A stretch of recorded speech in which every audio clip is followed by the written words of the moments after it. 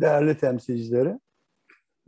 Bugün yeni bir webinar ile karşınızdayız. Bir önceki webinarda hatırlarsınız Diza ile kalıp kumlarının etkin kullanımı, yaş kum kalıbının etkin kullanımı ile neler üretilebileceğini, ekipmanların verimini nasıl artıracağını dinlemiştik. Çok yüksek hızlarda Diza ya da derecesiz kalıplama teknolojisiyle çok ucuza maliyetlerin olabileceğini gördük. Bir takım ek teknik desteklerle dolayısıyla yaş kum kalıplama varlığını sürdürecek, hatta daha da gelişkin teknolojilerle, daha ucuz maliyetlerle üretim yapılabilecek yaş kum kalıplamayla. Bir sonraki webinarımız ise Gedik Test Merkezi ile birlikte döküm parçalarda tahribatsız testleri ve ilgili standartları tartışacağız. Bu ikisi şu anda duyurabileceklerim. Devamındakiler belirlendikçe, günü geldikçe sizlere çağrılar ulaşacak. Biz COVID-19 pandemisi nedeniyle webinarlarla devam ediyoruz. Webinarlerin kurallarını hatırlatmayacağım. Sadece sizin sorularınızı alttaki sohbet kutusuna yazmanızı bekliyorum. Webinar sonunda da ekrana gelen anketi cevaplandırmanızı hayli önemsiyoruz. Lütfen bunu da atlamayalım. Şimdi bugün farklı bir konu demeyeceğim. Gene bildiğimiz bir konu. Tretman. Siferon üretimindeki en önemli adım ve birlikte aşılama. Şimdi EuroEquip firması buna farklı bir bakış açısı getiriyor. Eğer uygun ekipman kullanırsanız, uygun ön hazırlıkları ve yatırımları yaparsanız daha verimli, daha hassas tretman işlemi yapabilirsiniz diyor.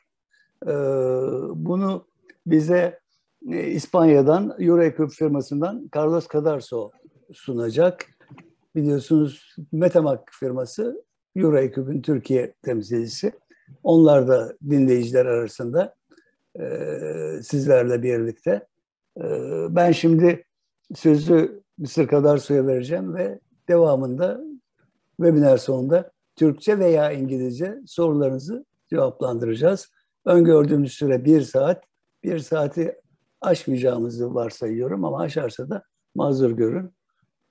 İyi bir webinar olmasını dilerim. Teşekkür ederim. Mr. Cadarso, it's your time now. Okay, thank you. My name is Carlos Cadarso. I am responsible for the international sales. So I will talk to you today about the ferroalloys dosage in the ladle, especially the magnesium treatment. So just a few sentences of my company is that we have partners for our territory in Spain, well-known and premium brands. You can recognize in the screen DISA, Willabrator, ABP, Nederman, Magmasoft. All these premium companies we represent in Spain. Additionally, we have our own products, and we can glue these bricks that you can see on the screen in making a complete wall. That means that our company can supply a complete foundry for this application. For example, just from the beginning, from the charging system melting up to the end, to the soft blast, with all our partners and with our knowledge, and we can provide engineering for this job. For example, this year we are executing a project in Nissan with a new line in which EuroEquip will supply all the equipment. EuroEquip has been working in the foundry, in the iron foundry, for more than 45 years. This is our history. So now coming to the topic of today, the addition of magnesium and other alloys into the ladle. Basically, for the magnesium, that it is the most important addition in the ladle when we want to produce a spheroidal iron. We have mainly two processes to produce ductile iron. Mainly, this is the most common. One is the ferrosilicon magnesium FeSiMg stones, and the other is the wire injection. There are some pros and cons as usual, but I can show you that the FeSiMg in stones is has more benefits than the core wire. Mainly because of this feature that I highlight. One is the flexibility, because in this system I can add as many ferroalloys as I need. In the case of the wire injection, it's all in the wire. Also, it's important the economy. Or at least in Spain, all the main automotive suppliers use the FeSiMg because of the cost of the operational cost, and also because of the higher quality of the metal. This is my statement, but this is not only my idea. To prove or to view from another side, I have taken from the DISA application department. I take 2 slides in which we can see the same features as I explained before, explained in this table.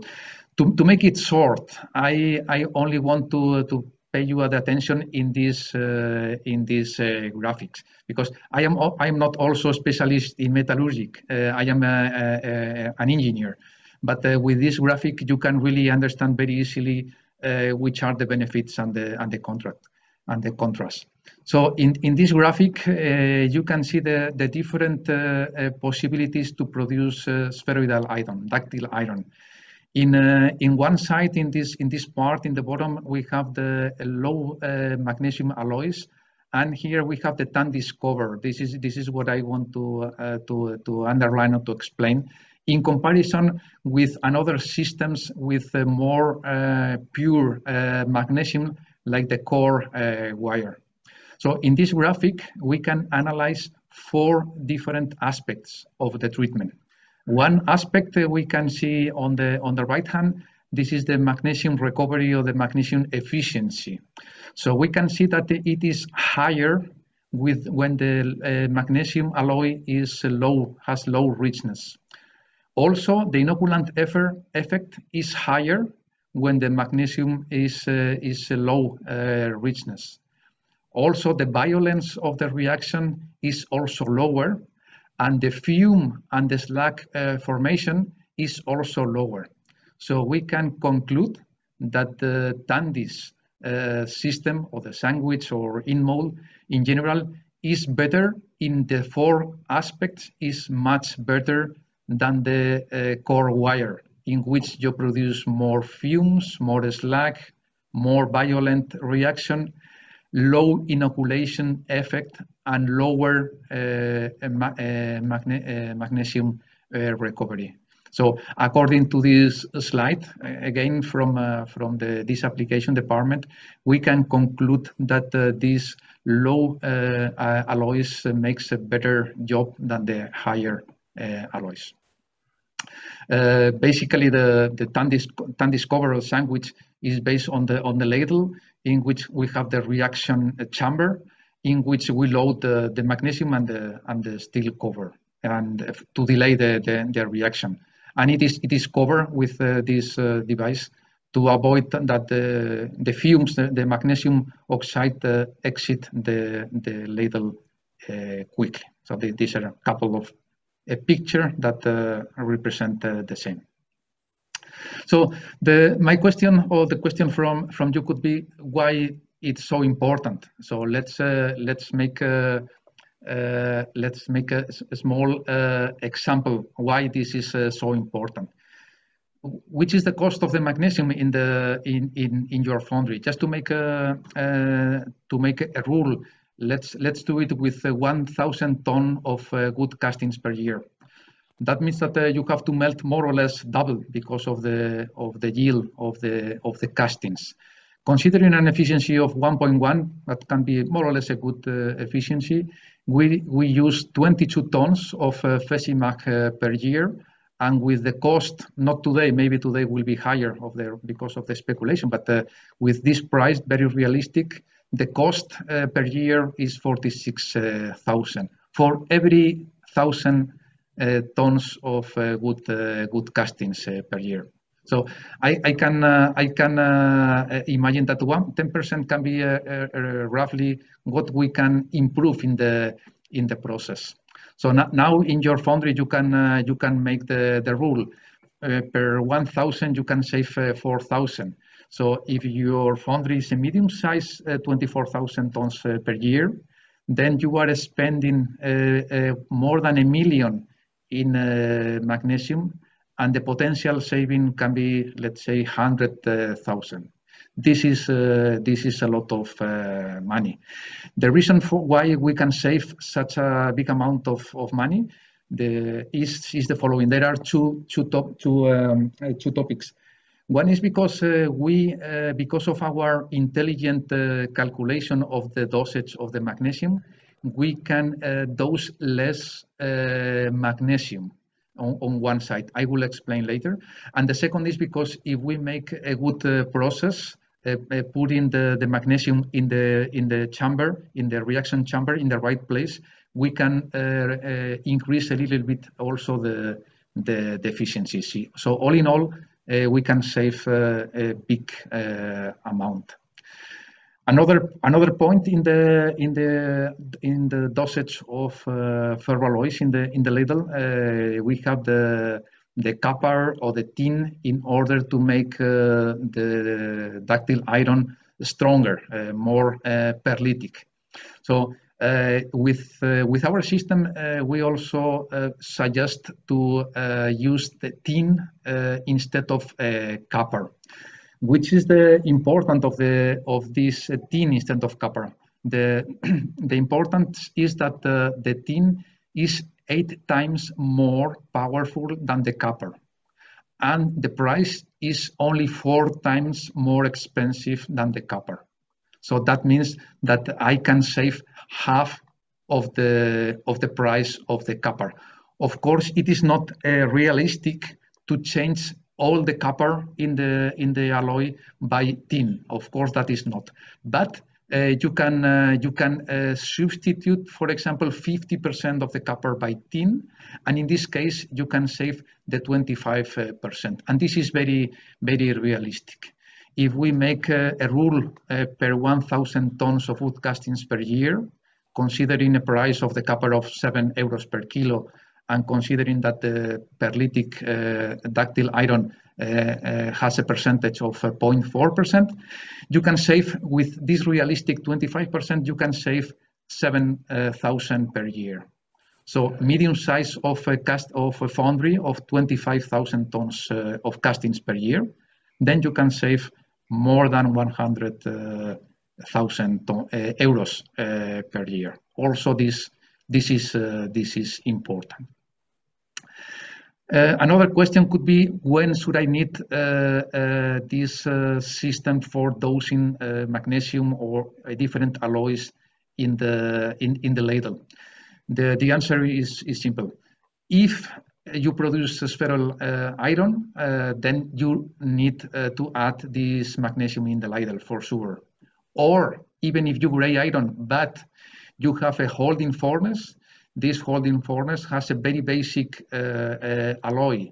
So whenever you have 2 lines, or you have 1 line and you change from one alloy to another alloy, the basic alloy in the holding furnace has to be corrected in the ladle. So this is also another situation that you need to add alloys, ferroalloys in the ladle.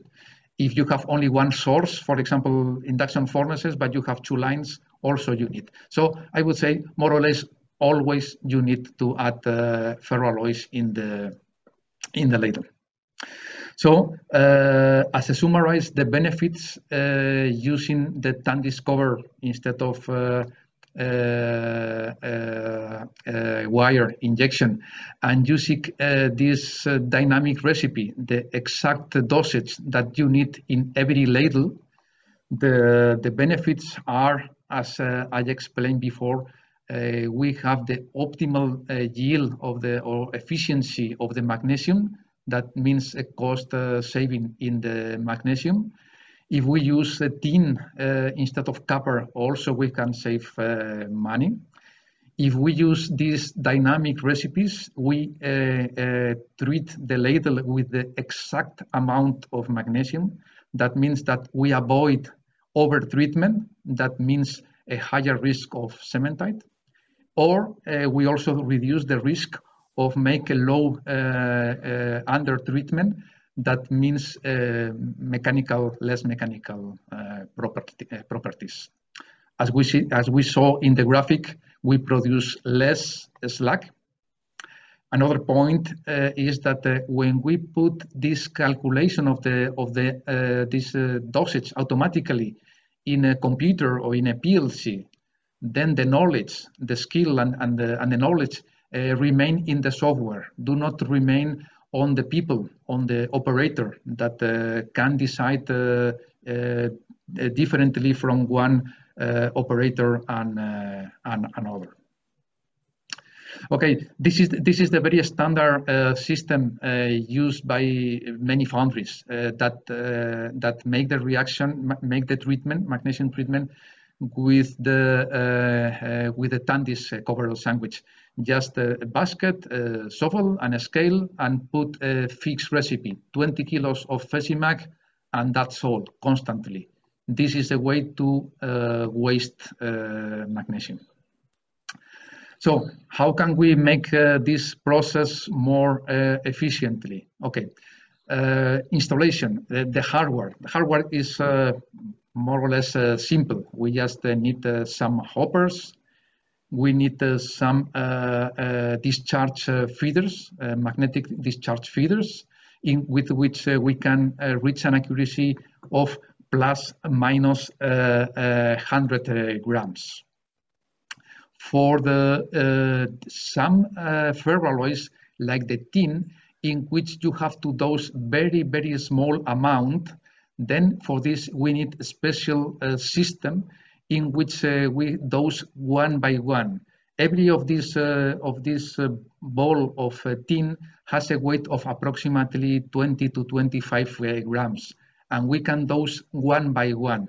To make a real good job, we have a scale especially dedicated for this tin material, and we can manage to dose one by one and be able to have an accuracy of plus minus 25 grams only. The rest of the material is typical grains, 20 to 30 millimeters, or 20 to 50 millimeters, or something like that. Is not that a big problem with regular feeders. This is the way in which we dose the material in the right place. We have a funnel with a tube, and we dose the material inside the chamber in the right place. Here, this is a 3D video. This is a real video in which the funnel and the pipe is coming inside this ladle, and we are dosing the magnesium in the reaction pocket. And we do the very best position allocation of the ferroalloys. Okay, this was the hardware part. Now we came to the intelligent part of the system, the software. So instead of dosing always the same 20 kilos or whichever is your static or fixed recipe, we make a calculation of the exact amount of magnesium. How we can do this? Okay, First, we have to use the algorithms of the magnesium and the different materials. So, for example, talking about the sulfur and using these curves of magnesium and the sulfur. The magnesium is very keen of mixing with the sulfur. So that means that part of the sulfur is mixed with the magnesium in form of slag. So part of the magnesium is cancelled by the slag, but still some other part of the magnesium is combined with the sulfur, but remain in the diluted in the melt. This is also another part that makes that the active magnesium is not the complete content of the magnesium. A small part is combined with the sulfur, and this is not active. So we have to consider all these combinations, and we have to use this rule, and this is made inside the software. So to make this calculation, also we need to communicate our software with another tools that will give us an input of certain parameters. So mainly we need to communicate with the spectrometer that gives us the content in percentage of all the components, and also we communicate with the thermal analysis to receive also more information than from the spectrometer, especially the carbon and the silicon. The thermal analysis give us a very precise percentage that on the other side the spectrometer give a very poor analysis of the carbon and silicon. So these two components are coming normally from the thermal analysis, and also this thermal analysis can give us some more information about also the magnesium, for example. And now coming to the intelligence of this system. This is an example of the screen. In this case, as an example, we have 4 induction furnaces that feed two molding lines and 2 press purs, press pur 1 and number 2. And in this example, this customer has 8 hoppers, 8 different ferroalloys from the number 10 to the 18. So the first thing that we have to select is which is the alloy that I want to produce in the line number 1 or in the line number 2. And this alloy is based on a certain percentage of carbon, silicon, magnesium, and copper in this case. The next information that I need is coming from outside, as I said before, from the spectrometer and the thermal analysis. I need to know which is the composition in the press pur and which is the composition in all the 4 melting furnaces. And finally, I need also which is the capacity, the amount of iron in the press pur. The press pur can have 5 useful tons, so can be 1 ton or can be 5 tons. So I need to know how many tons I've got on the press pur. So with all this information, I make the calculation. For example, in this case, I select that the iron is coming from the furnace 1 and is coming to the line number 1. So I click on the calculation, and then I have a recipe of the ferroalloys that I need to add in the ladle. And then how I calculate this amount? I have to compensate from the desired magnesium, in this case 33,000 parts. I have to compensate the magnesium in the press pur that I have only 21 thousandths. And of course, in the furnace you have no magnesium. But also additionally, I have to compensate the sulfur. The sulfur in the furnace is 11 thousandths parts, and in the final press pour, I should have only 8,000. So considering all these aspects, the recipe gives me the figure of 27th. This is exactly for this furnace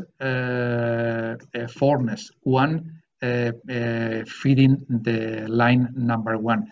But if this furnace 1 is finished and I go to the next one, to the furnace number 2, 3, or 4, if they have different sulfur content, for example, the number 2, this difference between 9,000 parts and 11,000 parts means that maybe if I take the metal from the furnace 2, instead of 27, the intelligent calculation will give me only 25 kilos of magnesium. So I don't need 27, I need 25 for the furnace 2. So all these parameters are considered in this calculation. If we go, for example, to the ferrosilicon, for example, I have to add 7.4 kilos. And this ferrosilicon has to consider not only the final silicon that I need in the casting and compensate the silicon in the press pour and the silicon in the melting furnace, but also I have to consider that the 27 kilos of FeSiMg also include certain amount of silicon. So to calculate the right amount of ferrosilicon that makes the inoculation effect, this is calculated as a basis of the compensation of all these aspects. So as a summarize, we consider all the circumstances around this process. And also I want to add that for each of the ferroalloy, for the ferrosilicon or the copper, of course, we have different suppliers. So I've got to select which is the supplier that provide this ferroalloy, because each supplier can has different richness. For example, the ferrosilicon can be 75% richness of silicon, or can be 80 maybe, or maybe 70. And the efficiency of this ferrosilicon is different from one supplier to another. And also we have to consider the efficiency of this supplier. So for each material and each supplier, I've got the richness and the efficiency. So all these things has been considered to make the calculation. So what can we get from this dynamic prescription is that, as a difference from a fixed or what we call a static recipe that we saw before with this basket and the shovel and scale, and you dose always the same amount. How much? For example, in this case, the customer can have a recipe of 17 kilos of magnesium.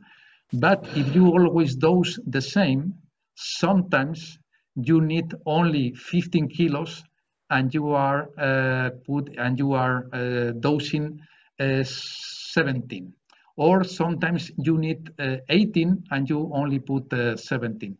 So sometimes you put more magnesium, so you have the risk of cementite, and sometimes you put less, and then you can produce less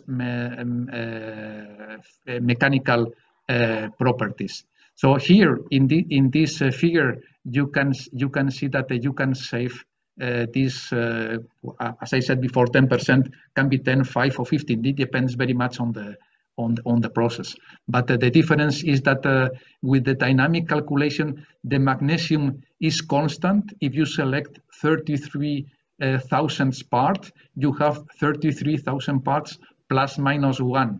In this case, if you use a static recipe, always 20 kilos, then you can have from 30,000 parts to 35,000 parts. And this is the reason of load of the scrap percentage. Instead of 2, you can have 5 or 6 or whatever. This is also a lot of money. And yeah, this is the interface with the customer. Can be a small screen or big screen in which the operator can see all the data of the composition of the press purs, the furnaces, everything, and make the right selection.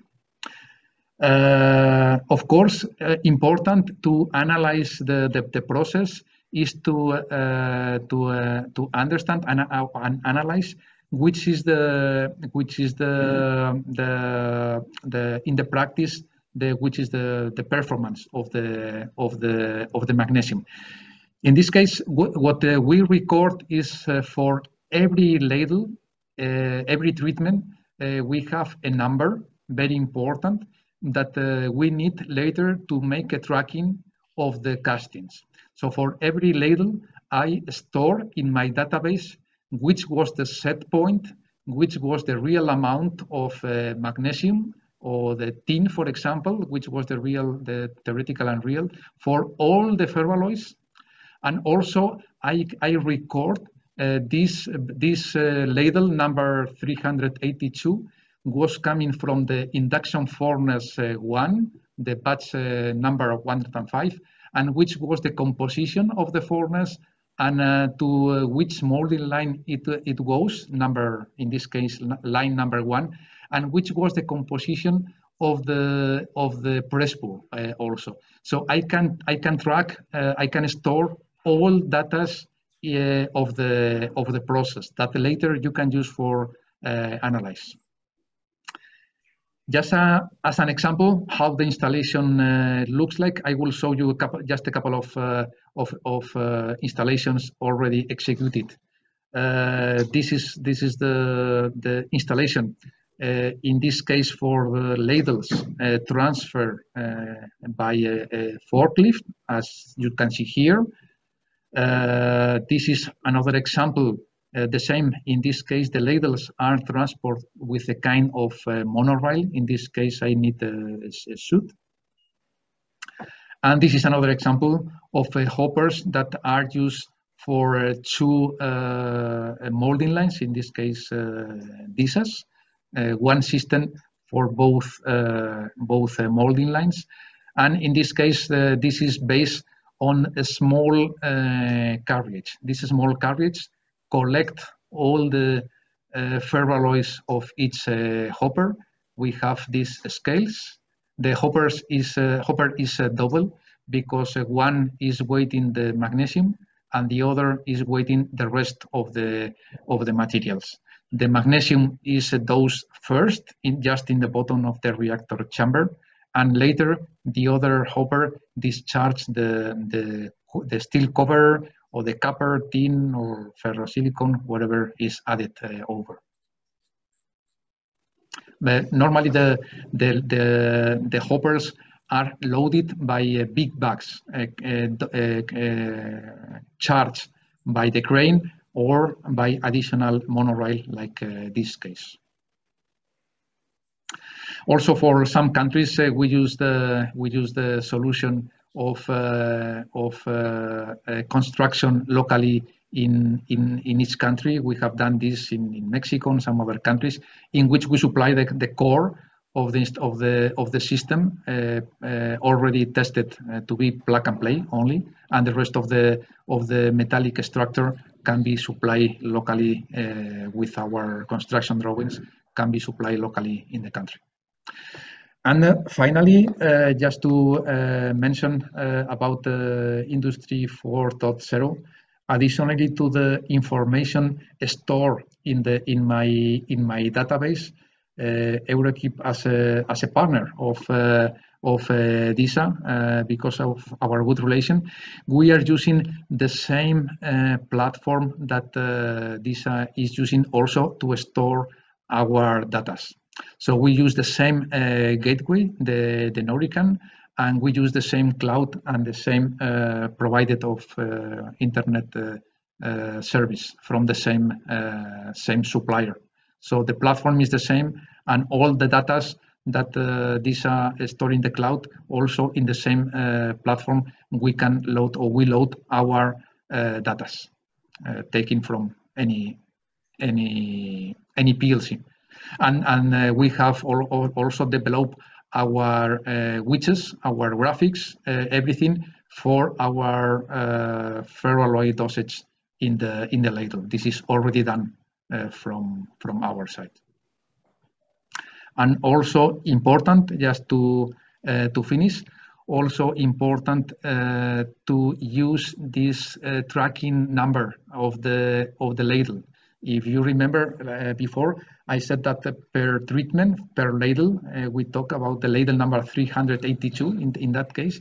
This ladle gives us the tracking number later to analyze what happened with a certain batch of castings. You can track this casting with how many ladles did you pour.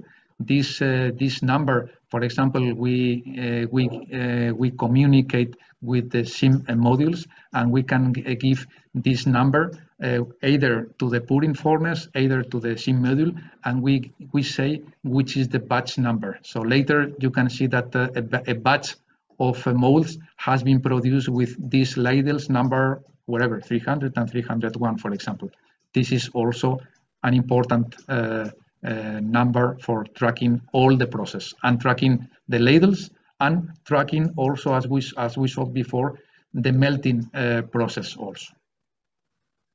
And that is all I want to say from my presentation. I was, I think, quick enough with my time.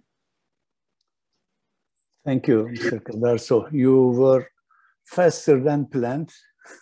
Yes. Yeah, we allocated 60 minutes for your presentation, but you have already finished your presentation within 37 minutes. It's quite okay. No problem, because you have explained almost all possibilities, what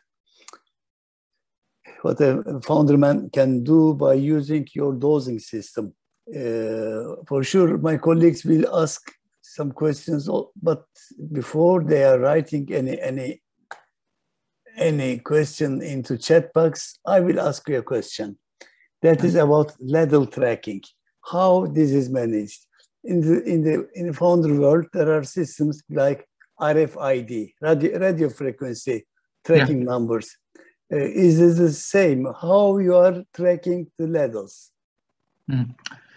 Yeah, that's a good question. Yes, in the past we thought about this. I don't know the exact name. RIFD system. This is a sophisticated system that, of course, it may work, but I wonder how reliable can be putting these devices on the ladles. So the way that we do is a little bit more simple. This we have developed for press purs.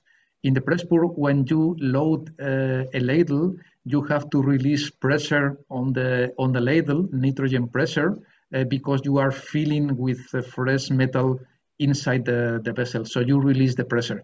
So what we calculate in our press purs is when the ladle is filled with a new ladle, because the pressure is reduced in more than something like 0.2 bars or 0.25 bars of pressure. This gives me the signal that new metal is coming in the press pur. Of course, another easier or even more simple is to put a button somewhere in which the operator of the forklift has to press this button. But then you have to trust in your operator. The solution of measuring the pressure in the ladle, this is reliable, and this is also very simple. It's just a small part of the program in the press port. This is the way that we control a new one. Okay, thank you. Thank you. While I am still waiting some questions from the participants about your presentation, I will ask you another question. Although you have indicated a size of 20 to 50 millimeter of ferrosilicon magnesium alloy, yes. But for the others, it could be different. What is the capacity of the system, capability of the system to use different size of ferroalloys and other alloys? Yes. Okay. Normally for a green sand foundry, normally the grain size in the ladle is not that big, because the ladles are small, something between 1.5 2.5 tons, more or less. It's more or less the size of the ladles in most of the cases. And for a ladle in this size, the grains should not be very big, because if you put a big grain, it takes more time to melt these grains. So bigger grains normally, as far as I know, is used for bigger ladles. So for our processing green sand foundries, normally we use a small grain size. But from the equipment point of view, if you want to use 0-20 or 0-50, 0-60, that is not a problem. We can handle up to something like 80, 0-80 or something like that.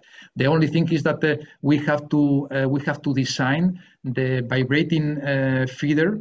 We have to design in such a way that these grains can flow. And as a rule, we can say that the width of the vibrating feeder should be 3 times the size of the grain, and the regular conveyors are 300 millimeters, so we can handle up to 100 millimeters grains. That is not a problem. But also I want to add that as you ask, sometimes the steel cover, in my presentation I saw a picture of a very nice steel pieces, because they were round, coming from the forming process, and they are very nice.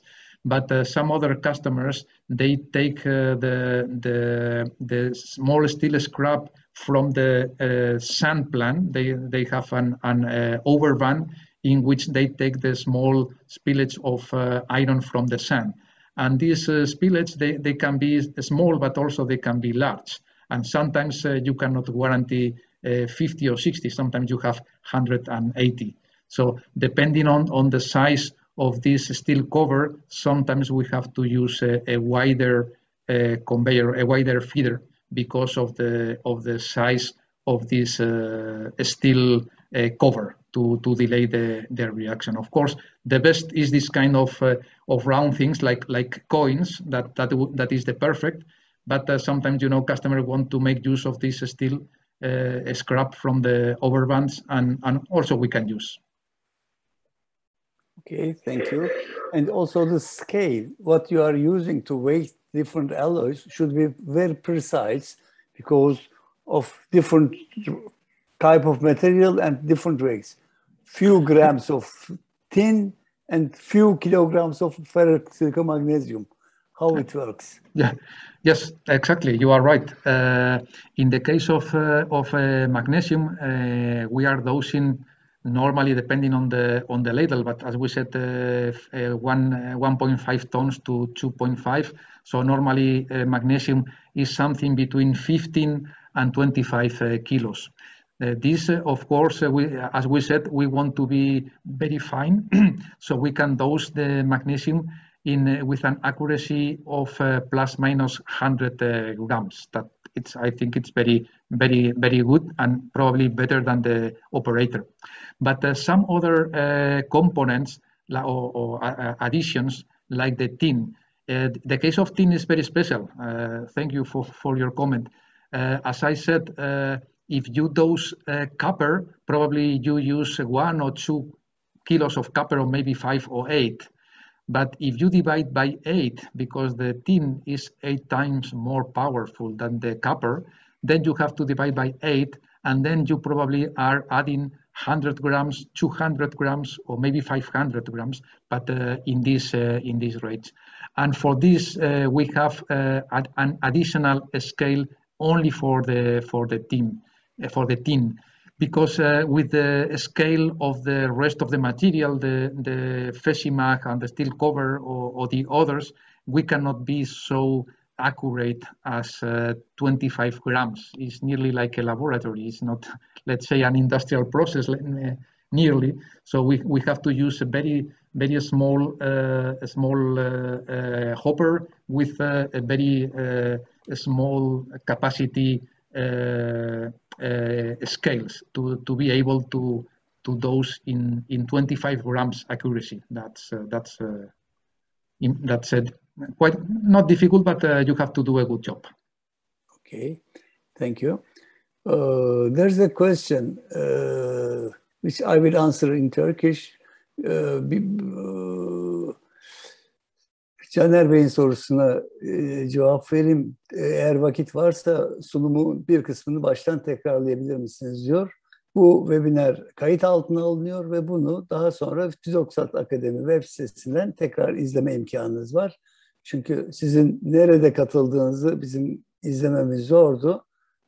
O şekilde kaçırdığınız bölümleri izleme imkanınız var. Şu anda baştan yeniden almak, yeniden sunum yapmak zamanlı yönetim açısından oldukça problemli. Mr. Cadarso, there is a question. Selçuk Karadoğan, one of the participants, saying that we are applying wire type treatment in our foundry. Are there any methods to extend the life of magnesium efficiency after application before pouring? Although you have explained, you made a good comparison of wire treatment and ladle treatment, but there's such a question. Have you got any experience for this process? My experience is that once you make the reaction, whether the wire injection or with the TANDIS cover, with the master alloy, once you make the reaction, the fading will be similar. I don't think that after the treatment there will be a difference. But the main difference, for example, my experience with foundries close to my office, some of them, or at least one of them, they were using wire injection, and they realized for certain castings the scrap ratio was very high. They make the test with the FeSiMg, with the TANDIS cover, and they realized that for these special castings, the scrap ratio can be reduced dramatically, maybe for 9 to 4% or something, or 3%, something like that. So this customer finally, he decided not use two different systems, but use the same system for all the castings. And the decision was to change from wire to TANDIS cover. And the reason was because in certain castings, the scrap ratio was too high with the injection.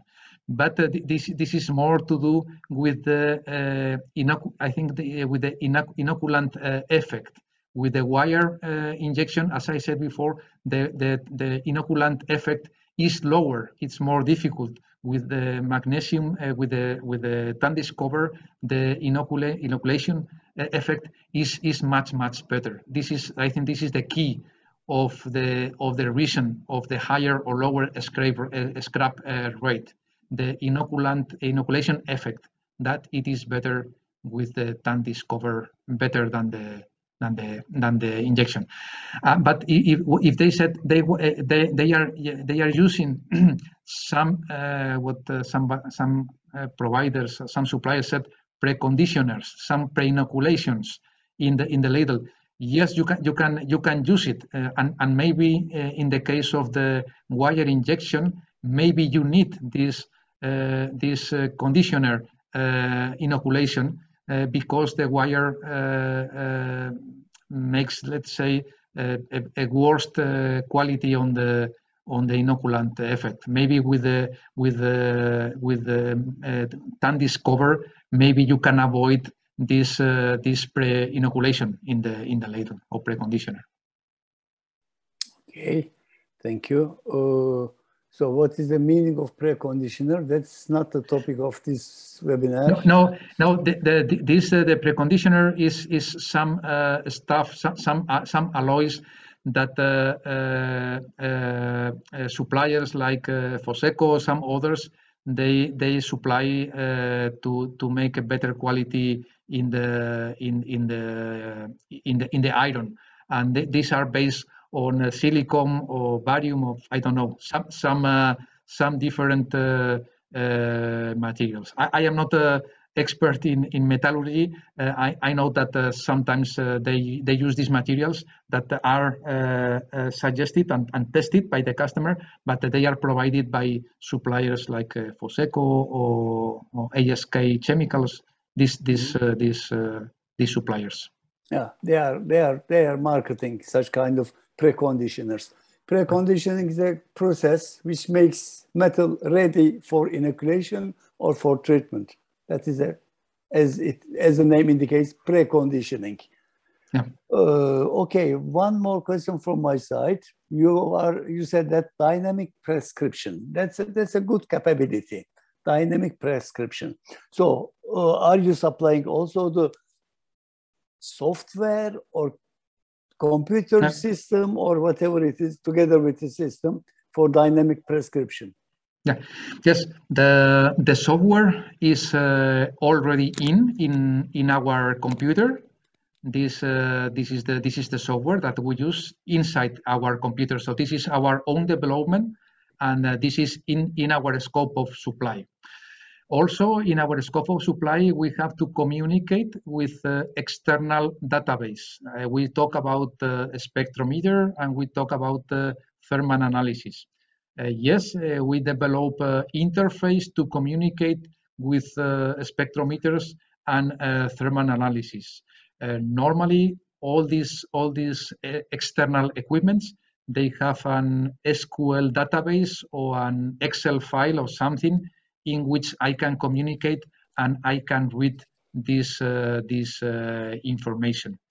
A spectrometer is completely out of my business. There are a lot of spectrometer suppliers, and that's and I will communicate with any of them. And concerning the thermal analysis, I can communicate with all of them. Basically, there are three. And especially, I can do, let's say, a better job with the thermal system, because this is produced by an institute close to my office. They produce this thermal analysis, and I have a very close contact with them. And then we can even make developments together with them to make even more, let's say, automation. Maybe they can give us more information about the hardness of the metal, and maybe we can develop, for example, a rule to increase the copper of the tin in the dosage. But this is not done. These are ideas for the future. Thank you. Could you give me only a few minutes time in Turkish? Sayın katılımcılar, sorularınız yok. Konunun anlaşıldığını varsayıyorum. İster potada aşılama yapın, isterseniz tel ile pota veya hatta aşılama yapın. Mutlaka seçtiğiniz sistemin artılarını, eksilerini çok iyi değerlendirmek zorundasınız. Burada bahsedilen sistem insandan kaynaklanan hataları minimize etmek üzere geliştirilmiş bir mekanik sistem. Ve onun getireceği yararları tanımlıyor. Bunu işte yatırım yapacak olan veya seri üretim yapacak olan firmaların gayet iyi incelemesi gerekir. Gerek kullanılan terimler, gerek kullanılan teknoloji döküm sektörü için yararlı olabilecek şeyi veriyor, imajı veriyor. Tabii bununla ilgili detaylı tartışmaları hem firmanın kendisiyle hem de firmanın Türkiye'deki temsilcisi Meta-Mak'la yapmak mümkün. Eğer başka sorunuz yoksa, ki soruları yazılı olarak alıyoruz, ben bu oturumu sonlandırmak istiyorum. Mr. Cadarso, there isn't any more question about your presentation. I already gave them a message about saying that you can directly contact with Euroequip or Meta-Mak in Turkey in case they have got any question about the topic, what you have presented. Thanks a lot once more about the info you have shared with us. Thank you to you. Any question will be welcome. We will answer all the questions, and thank you to you and all the audience for the time. Thank you very much to everybody. Thank you. Bye-bye. Bye-bye. Thank you.